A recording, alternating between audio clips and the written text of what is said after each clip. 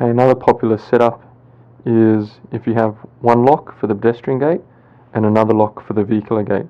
So to simulate the vehicular gate, we've got our probes here, and the way we've wired up is lock 1, which is our plus 12 and our negative, blue being positive, going to our positive of our lock, white being our negative, going to the negative of our lock, and the two reds, which is common, normally open because the jumper's on the left, go into our probe, which will short when the signal is given. So if we type in the code for lock 1,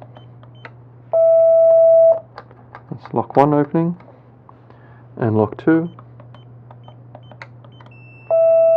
it beeps, so the vehicular gate is open. So you can open 2 gates from the one door station.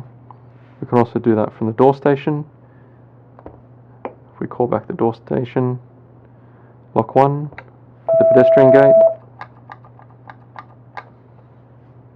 lock 2 for the vehicular gate. There you go.